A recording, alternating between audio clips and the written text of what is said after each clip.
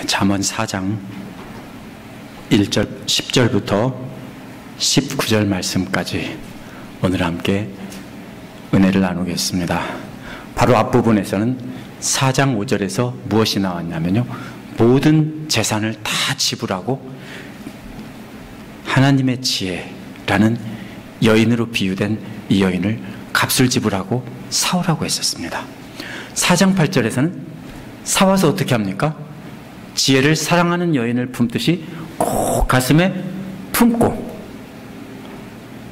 사랑하면 그 지혜가 너를 존귀하게 만들어준다고 했습니다. 원래 그렇죠. 남자는 여자 하기 나름이라고 그러죠. 남자가 여자를 잘 사랑하고 잘 해주면 여자는 남자를 어떻게 만들어줍니까? 존귀하게, 귀하게 꾸며주고 이렇게 귀하게 만들어주는 겁니다. 그런 비유입니다. 이제 오늘 말씀에서는 지혜의 말씀을 듣고 행하라는 것입니다. 이게 요즘 말과 통합니다. 여자 말 안 들어서 안 되는 거 없다. 아내의 말은 무조건 옳다. 요즘 이런 말이 유행을 합니다. 나이를 먹은 사람일수록 특히 아내의 말을 무조건 들어야 된다. 안 듣는 사람은 간 큰 남자다. 이렇게 말하죠. 여기서도 마찬가지입니다. 이제 그 사랑하는 지혜의 말을 들으라는 겁니다. 그래서 하나님의 지혜를 여인에 비유했기 때문에 모든 값을 지불하고 사온 여인을 품고 사랑하면 그 여인의 말을 그 다음에는 듣고 행하라는 것입니다. 저도 제 아내 말을 잘 듣습니다. 투덜거리긴 해도 잘 듣습니다. 그러면은 어떻게 됩니까? 행복한 가정이 되는 비결인 것처럼 하나님의 지혜의 말을 듣는 것이 바로 복된 삶의 비결이라는 것입니다. 그러니까 오늘 말씀에서는 그 지혜라는 여인의 말을 듣고 따라서 가라 하는 내용이 나옵니다. 첫 번째로 10절에서 13절은 지혜를 따라 걸으라 하는 내용이 나옵니다. 10절은 원어에서 아이들아가 아니고 내 아들아입니다. 들으라 내 아들아, 이렇게 말합니다. 들으라 내 아들아. 이어지는 명령은 아버지의 명령을 받아들이라 하는 겁니다. 이게 조건이 아니라 받아들이라는 겁니다. 무슨 말입니까? 듣고 그것을 계속 받아서 간직하고 다니라는 겁니다. 1장 9절에서 말한 대로 목걸이처럼 걸고 다니고 항상 간직하고 다니라는 겁니다. 왜냐하면 항상 지니고 다녀야 하는 하나님의 약속이 담긴 하나님의 말씀이기 때문입니다. 지키면 축복을 주겠고 지키지 않으면 저주를 내리신다는 하나님의 강력한 경고의 말씀입니다. 그러면 그렇게 간직하고 항상 가지고 다니면 내가 사는 날들이 많아질 것이라는 겁니다. 이 말이 오래 살 것이라 하는 말은 내가 사는 날들이 많아질 것인데 하나님의 축복의 양이 많아진다는 뜻입니다. 내 삶에서 하나님의 축복을 받는 그 양이 점점 많아진다는 것입니다. 뒤에서는 또 질도 물론 나옵니다. 하지만 오늘 말씀에서는 축복의 양이 나옵니다. 계속해서 만약 이 지혜의 말씀을 간직하고 다니지 않으면 그럼 어떻게 되느냐?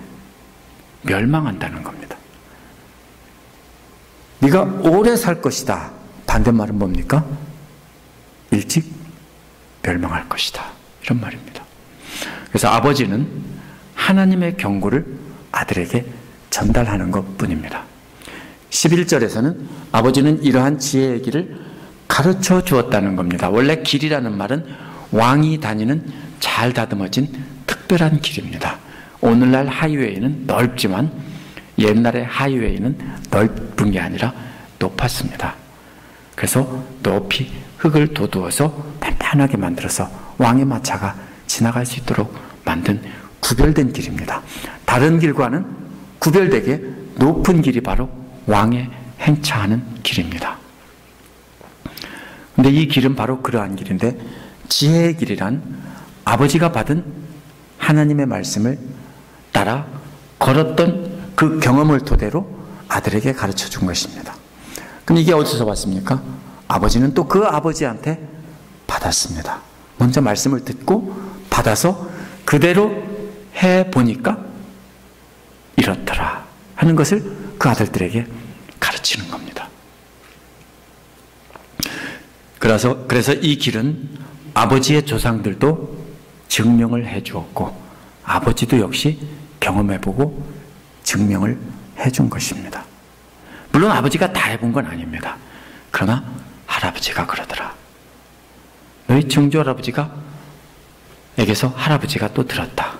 이렇게 하면서 해본 게 쌓여 있습니다. 하나님 말씀을 듣고 그대로 지킨 사람들은 자기가 해본 것은 더 분명하게 확실하게 가르칠 수 있습니다.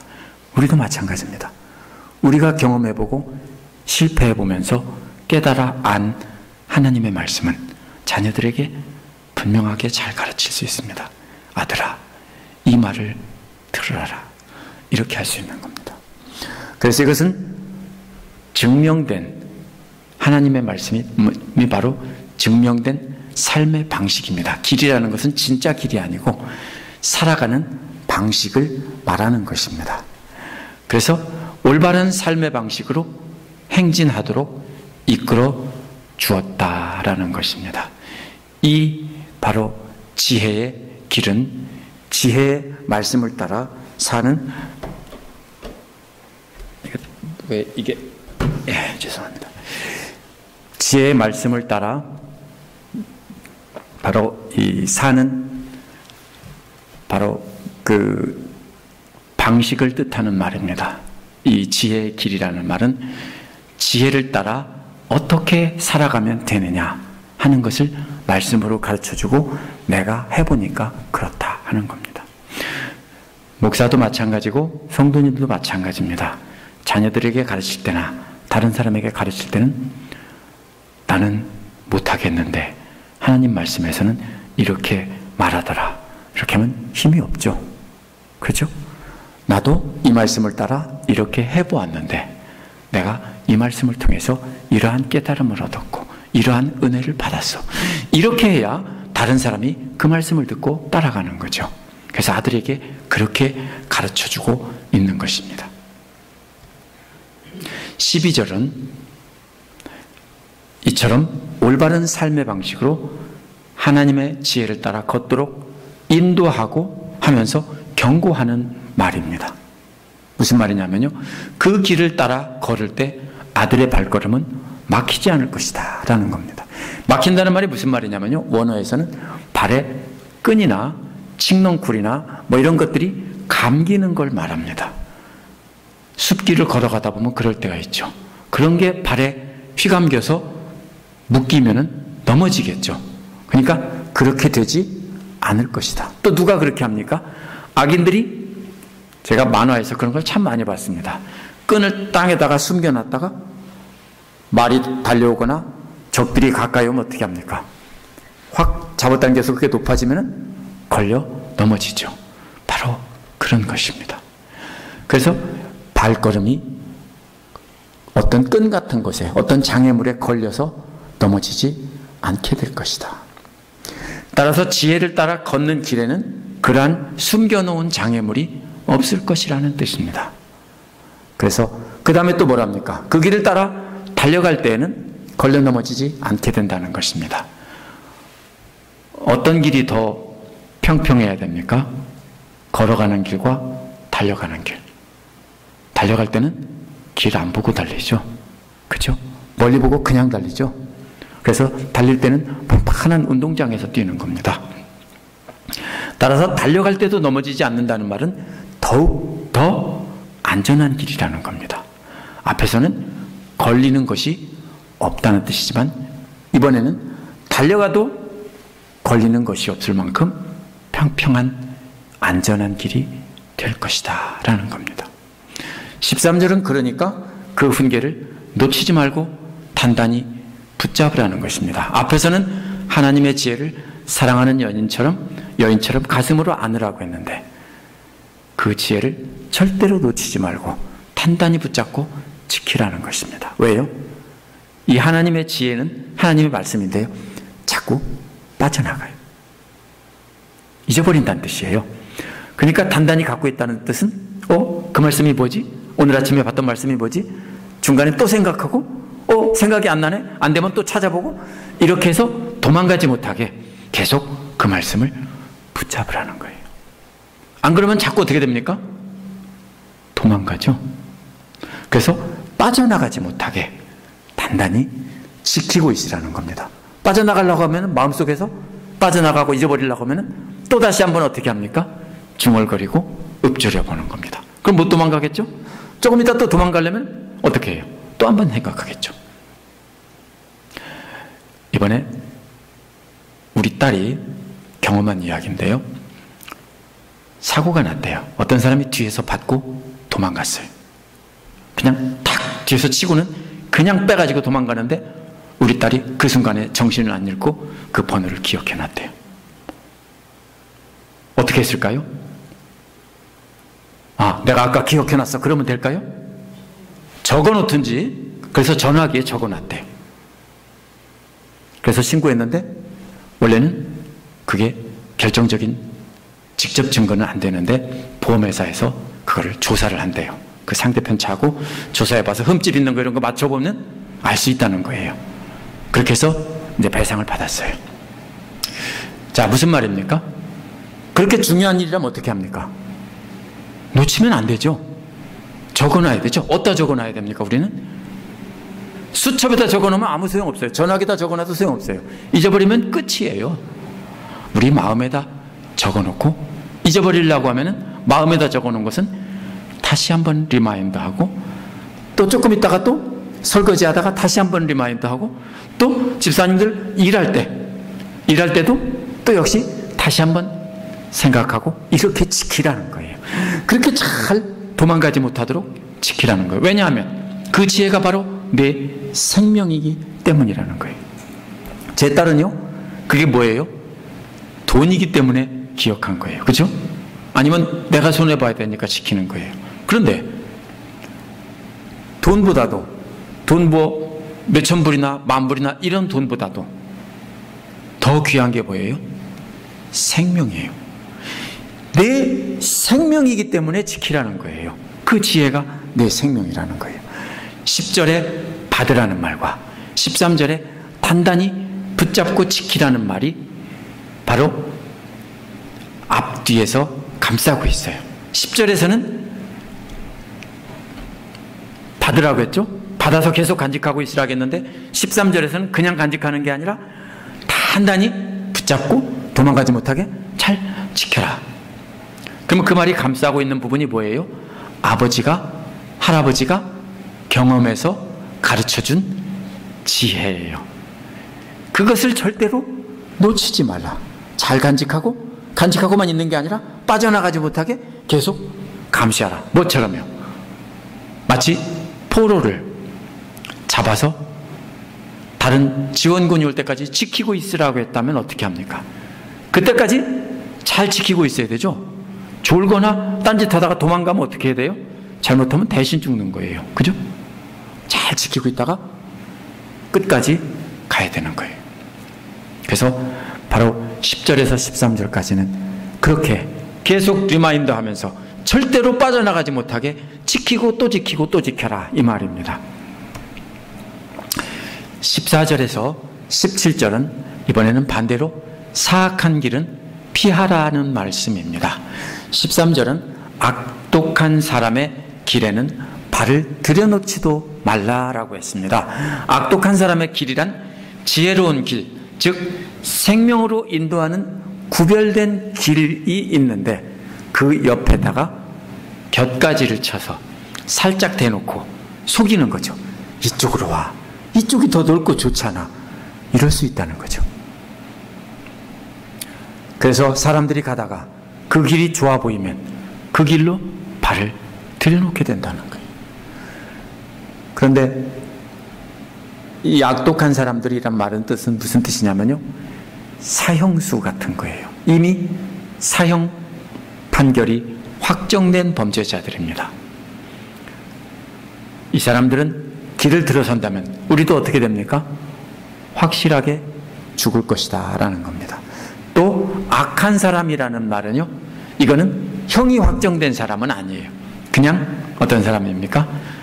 하나님을 따르지 않고 자기 욕심을 따라 걷는데 아직 법에 어긋나지는 않지만 옳지 않은 길을 가는 사람들이에요. 조금 괜찮아 보일 수 있어요. 그럼 그 길은 어떻게 합니까? 여기는 괜찮아, 이거는. 그리고 그냥 들어가서 걸어간다고요. 그런데 그런 길로 걷지도 말라고요. 죽을 사형수의 길은 발도 들여놓지 말고. 그래도 괜찮아 보이지만 악한 사람의 길에는 걸어가지도 말라는 거예요. 생명으로 우리가 생각할 때 뭡니까? 아주 나쁜 길, 이걸 분명히 나쁜 짓이야 라고 하는 것은 누구나 안 하죠. 그건 예수 안 믿는 사람도 안 해요. 보통 착한 사람들은요. 그렇죠? 안 하죠? 근데 문제가 뭐예요? 이건 괜찮아. 이건 죄가 아니야. 이런 게 요즘에 많아지죠, 자꾸? 그렇게 말하면서 유혹할 때, 그런 데는 걸어가지도 말라는 거예요. 더 강조하는 거예요. 조금 약한 죄 같아도 걸어가지 말라는 거예요. 생명으로 인도하는 길을, 구별된 길을 따라 걷다 보면 예수님이 뭐라고 했어요? 그 길이 좁고 힘들다라고 했죠. 그러니까 겉으로 보기에 좋아 보이는 길이 있는 거예요. 그래서 그 길에서 오라고 유혹하니까 그 길로 발을 들여놓는데, 들여놓기만 하면 즉시 사형 판결입니다. 그래서 멸망하는 것입니다. 하지만 악한 자의 길이란 즉시 멸망하지 않는 길은 아니기 때문에 괜찮다고 생각하고 따라서 걸어갈 수 있습니다.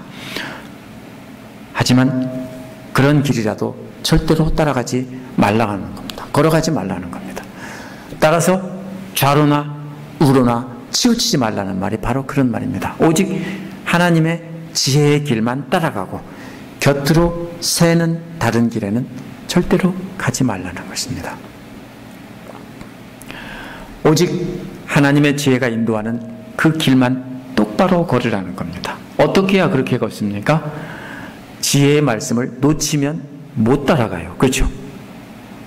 밤길을 운전하다가 어떤 차가 불빛을 비추고, 제가 초보 운전 때 그랬어요. 운전 처음 배워서 91년도 12월에 부여에서 대전까지 운전을 하는데요. 이 초보자가 밤중에 도로 포장을 하는 거예요. 그래서 날마다 길이 바뀌어요. 오늘은 여기가 길이었는데 내일은 오렌지 콘 같은 걸 놓고 이쪽으로 길을 돌려놔요. 부여 논산 간에 그 도로 포장 확장 공사할 때. 미치겠어요, 진짜. 보이지도 않고. 반대편 차선에는 거꾸로 이렇게 가는 사람들이 많은데 저는 부여에서 대전으로 다녔어요. 보통 사람들은 대전에서 부여로 다녔어요. 참 힘들었어요. 그때 누가 나타나냐면요, 어떤 사람이 착 앞서서 가면은 참 좋아요. 어디가 길인지 안 보이는데 그 차를 보고 따라가는 거예요. 놓치면요 또 헤매야 돼요. 또 다른 차가 또 지나갈 때까지 기다렸다가 또 지나가면 또 열심히 따라가는데 초보 운전자가 그렇게 잘 따라갈 수가 없으니까 또 놓쳐요. 우리가 하나님 말씀을 따라가는 것이 바로 그렇다는 거예요. 놓치면 안 된다는 거예요. 뒷차 또 오지 않아요. 한번 지나가면, 한번 놓치면 또 다시 따라잡을 수 없어요. 그러니까 절대로 놓치지 말라고요. 물론 따라잡을 수 있겠죠. 다시 회개하고 다시 돌아올 수 있는 길은 있겠지만 참 고생하죠. 그래서 절대로 놓치지 말라는 거예요. 근데 15절은 14절과 연결해서 읽어야 됩니다.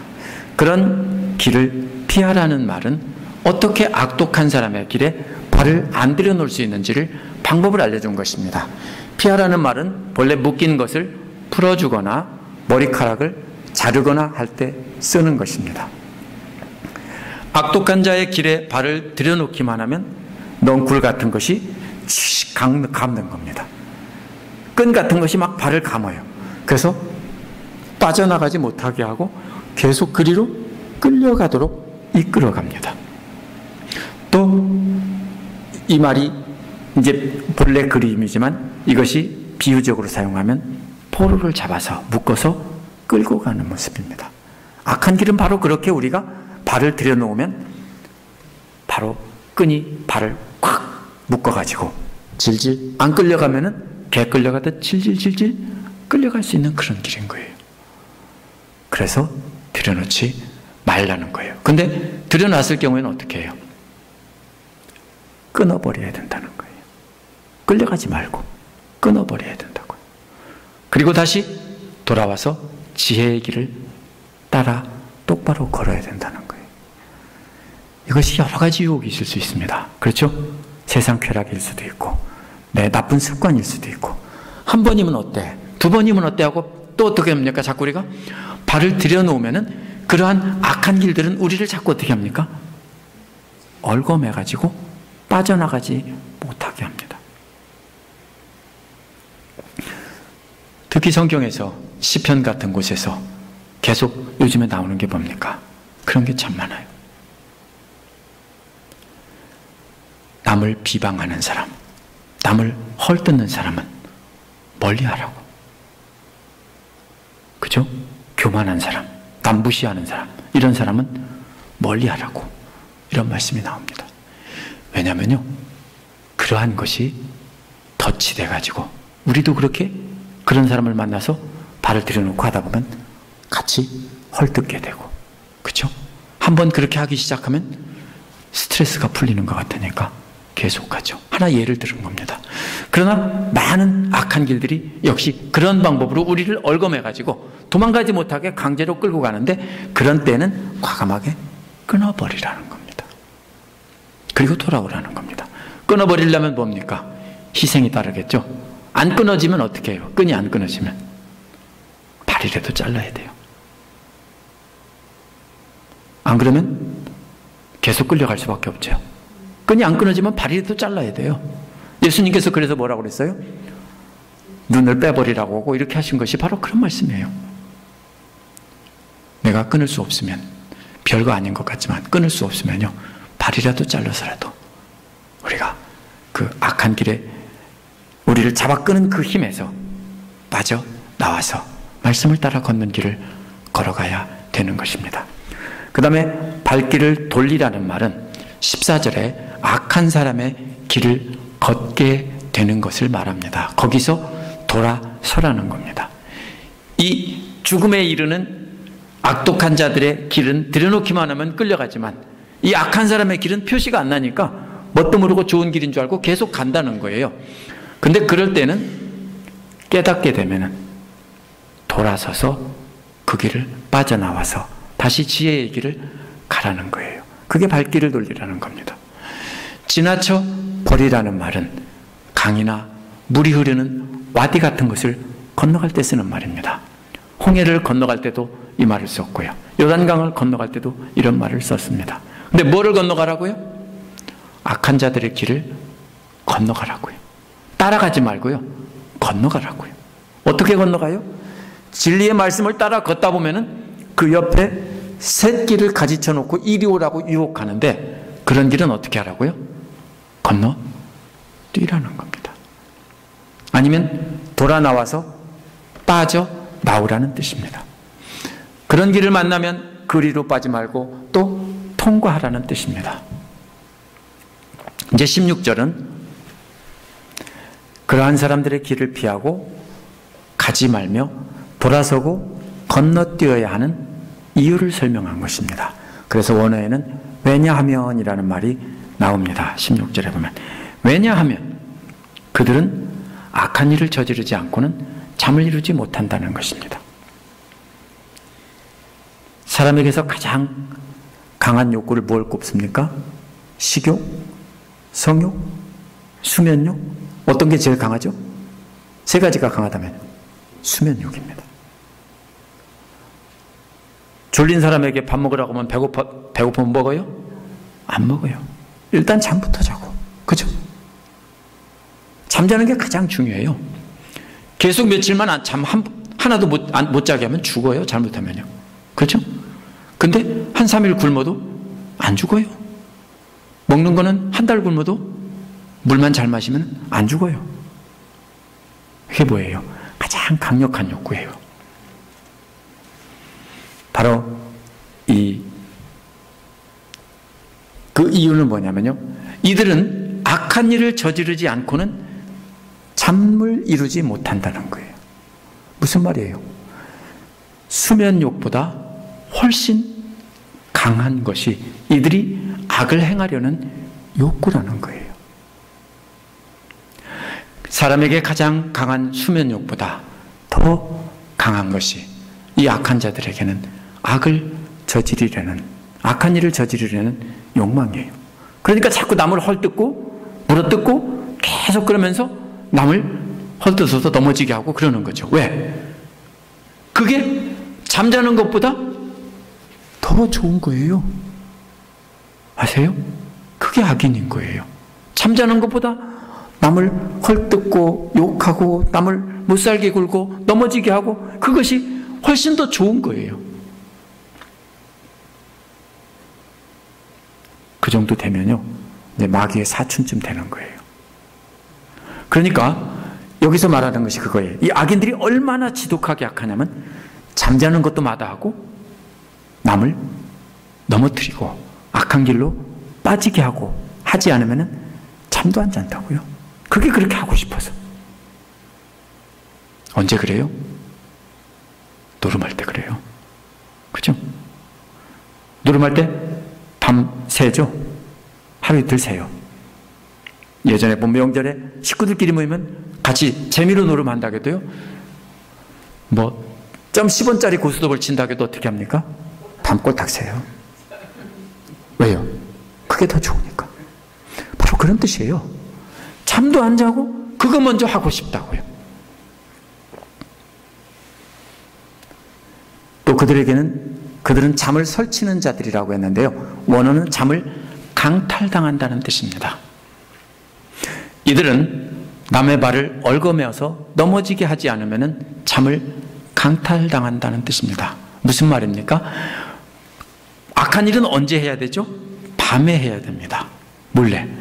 밤에 그것을 계획하고 실행하기 때문에 자기들도 모르게 그게 몰두하다 보니까 잠을 어떻게 합니까? 도둑 맞는 겁니다. 밤에 일해보신 우리 집사님들은 잠을 강탈당한다는 것이 어떤 말이신지 진짜 이해할 것입니다. 그런데 이것을 어떻게 한다고요? 앞에서는 이것을 자신들의 뜻에 따라 그렇게 한 겁니다. 처음에는요. 그죠? 자신들이 잠 자지 말아야지 그런 건데요. 뒤에서는 강탈당하는 건 뭐예요? 자신들도 모르는 거예요. 정도가 심해지면 자신들도 모르고 밤이나 낮이나 악한 일에 몰두하다 보니까 잠을 도둑맞는 것도 모르는 거예요. 그러면 그때쯤 되면 뭐예요? 나 잠 안 자고 이거 해야지가 아니라 거기에 눈에 불을 켜고 그거를 하고 몰두하다 보니까 잠을 다 도둑맞은 것도 강도 맞은 것도 모른다고요. 얼마나 악한 사람들이 이 악한 일에 몰두하는지 이해가 되시죠? 17절은 계속 그 이유를 설명합니다. 그들은 악한 빵을 먹기 위해 계속 싸우는 자들이고 또 폭력의 포도주를 계속 마시는 자들이기 때문입니다. 라고 했습니다. 이게 뭡니까? 이스라엘 사람들은 빵이 주식이에요. 또 포도주는 빵 먹을 때마다 함께 먹는 거예요. 술이 아니에요. 사실은 이들에게는. 이스라엘 갔다 오신 분은 아시겠지만 빵을 굽고 포도주를 넣고 함께 먹는 거예요. 빵과 포도주가 뭐예요? 우리식으로 말하면 이런 거예요. 밥과 김치. 그러면 이해가 되시죠? 그런데 이 사람들은 악한 일과 폭력을 삼시세끼 밥 먹듯 하는 사람들이라는 뜻입니다. 포도주의 붉은색은 뭘 나타내냐면 저들이 사람들을 해쳐서 피를 흘리게 하는 것을 상징합니다. 빵은 또 뭐라고 해서 뭘 상징합니까? 사람들의 살을 상징하죠. 예수님도 그래서 내 몸이라고 빵을 떼주면서 말씀하셨죠? 그런 상징이에요. 그럼 이들은 뭐예요? 남을 해쳐서 남의 살을 뜯어먹고 남의 피를 흘리게 한다는 뜻입니다. 그것을 뭐처럼 한다고요? 밥 먹듯이 한다고요. 이게 악인들입니다. 그러면 어느 길을 따라갈 거냐 하는 겁니다. 처음에는 의인의 길을 설명했고 그 다음에 악인의 길을 설명했습니다. 그래서 18절에서 19절은 두 가지를 비교합니다. 어떻게 비교합니까? 18절에서 의인의 길은 마치 동틀 때의 햇살과 같다는 겁니다. 아침에 동틀 때 햇살은 그리 밝지 않습니다. 환하게 조금씩 점점 밝아오다가 해가 뜨면서 찬란하게 온 땅을 비치지만 언제까지 밝아집니까? 한낮이 될 때까지 계속 밝아집니다. 그렇죠? 낮 정오가 될 때까지 계속 밝아집니다. 그렇다고 그 다음엔 어두워지니까 이 비유는 그러면 의인들도 어두워진다 이 말이 아니고요. 여기서 분명히 뭐라고 했냐면요. 그때부터 그때까지 동틀 때부터 대낮이 될 때까지 바로 밝아진다는 것입니다. 이게 무슨 뜻입니까? 빛이란 의인들의 참된 경건입니다. 또 도덕성 같은 것입니다. 그래서 말씀을 따라 사는 삶입니다. 그럴 때 어떻게 보입니까? 진짜로 경건해지는데 말씀을 계속 따라 걷다 보면 점점 더 어떻게 됩니까? 예수님을 닮아가고 빛이 점점 밝아지듯 그 삶이 점점 바뀝니다. 그러면 어떤 사람이 진짜로 말씀을 따라 걷는지 아닌지 어떻게 할 수 있습니까? 밝아지느냐 안 밝아지느냐입니다. 내가 모태신앙이다. 그래서 내가 50년을 60년을 교회 다녔는데 그래도 하나도 안 밝아졌다. 그러면 뭐예요? 아닌 거예요. 무엇에서 잘못됐어요? 말씀 놓쳤어요. 하나님의 지혜를 잃어버렸어요. 그리고 자기 멋대로 이 길로 갔다 저 길로 갔다 왔다 갔다 하는 거예요. 가고 싶은 대로 갔다가 돌아 나오다 넘어지고 막 그렇게 하면서 사는 거예요. 그러니까 맨날 어디 있습니까? 제자리에 있어요. 여기서 비교하는 것은 의인의 길이란 하나님의 지혜를 사랑하는 여인처럼 꼭 끌어안고 절대로 빠져나가지 못하게 감시하면서 또 읊조리고 또 외우고 이렇게 하면서 간직하고 그것을 따라 걷는 사람은, 말씀을 따라 걷는 사람은 아침에 동력의 햇살이 밝아져서 점점 밝아져서 대낮까지 찬란하게 빛날 때까지 점점 더 밝아진다는 겁니다. 이걸로 알 수 있습니다. 어떤 집사님이 점점 밝아진다. 처음에 얼마나 밝으냐가 아니에요. 처음에 이 사람이 어떤 사람이었느냐 그러면 안 돼요. 얼마나 점점 밝아지고 있느냐 그걸 보면 되는 거예요. 반대로 19절은 악인에 대한 비유입니다. 악인의 길은 캄캄해서 무엇에 걸려 넘어져도 넘어졌는지 안 넘어졌는지도 모른다고요. 저들은 빛 대신 하나님의 말씀을 듣고도 전혀 깨닫지 못한다는 뜻입니다. 거기서 알지 못한다는 말은 하나님의 말씀을 듣고 깨닫지 못한다는 말입니다. 왜요? 무엇에 걸려 넘어졌는지도 몰라요. 자기들이 넘어졌다는 것도 몰라요. 왜요? 하나님 말씀이 없으니까. 그게 차이입니다. 그래서 저들은 영원히 멸망하게 되어 있는데도 자신들의 행위가 영원한 멸망과 연결되어 있다는 것조차도 깨닫지도 못한다고요. 자기가 넘어졌어 라고 가슴을 치는 사람은 그래도 왔다 갔다 하면서 말씀을 따라가려고 하는 사람인데요. 악인들은 넘어진 것조차도 모른다고요. 그게 진짜 악인입니다. 오늘 말씀에서 계속해서 여인으로 비교가 됩니다. 어디에 나오냐면요. 그 7장인가 어디에 보면 그 음란한 부도덕한 여인이 나오죠. 그 앞에서 하나님의 지혜를 정숙한 여인의 사랑스러운 여인에 비교하고 있는 것처럼 이제는 반대로 악한 길을 음란한 여인에 비교하고 있습니다. 계속 이걸 놓치면 안 됩니다. 오늘 말씀에서 비교되는 건 뭡니까? 하나님 말씀대로 따라 살라는 잔소리하는 아내의 그림과 악한 길을 따라 즐기며 살자고 유혹하는, 듣기 좋은 말만으로 유혹하는 음란한 여인이 그림이 비교가 되는 겁니다. 그런데 거기에 발을 들여놓으면 어떻게 된다고요? 죽는다고요. 그러니까 하나님 말씀 잘 듣고 똑바로 그 길을 따라가면 우리가 햇살이 밝아지듯 아침 햇살이 점점 더 밝아지듯 그렇게 우리는 의로워진다는 것입니다. 예수님을 닮아간다는 것입니다. 그러나 악인들의 길에는 절대로 발을 들여놓지도 말고 들여놨다 해도 얽힌 것을 과감하게 끊어버리고 돌아서서 나오고 다시는 발을 들여놓지 말고 그 다음에는 그런 것이 보이면 그냥 건너뛰고 지나가야 한다는 것입니다. 이것이 우리가 어떻게 말씀을 따라가야 하는지 그 내용입니다. 먼저 어떻게 해야 됩니까? 말씀을 간직해야 돼요. 머리 커진다고요? 절대로 그런 일 없습니다. 왜 머리 커집니까? 가슴에 새기지 않고 따르지도 않고 그냥 호기심 천국처럼 하나님 말씀을 공부하니까 그런 거예요. 비판적으로 보면서 믿지 않고 우리가 진짜로 믿으면서 하나님 말씀을 귀를 기울이고 그래서 나오셨잖아요. 비가 오는데도 이 시간 나오셨잖아요. 오늘은 어떤 말이 들려질까? 하나님께서 어떤 말씀을 목사님을 통해 들려주실까? 이러고 나오셨잖아요. 붙잡아야 됩니다. 그러려면 깨닫지 않으면요 기억 못해요. 난수표 기억할 수 있어요? 난수표가 뭐예요? 숫자 같은 게 아무렇게나 써 있거나 글자가 아무 의미 없이 뒤죽박죽 섞여 있으면 기억 못해요. 그죠? 그럴 때 어떻게 합니까? 첫 글자 머리 글자를 따든지 다른 것을 연상해서라도 막 연결하려고 하죠? 왜요? 그것처럼 하나님의 말씀도요. 어떻게 하면 내가 이 말씀을 잊어버리지 않고 계속 간직할 수 있을까? 훈련하셔야 돼요.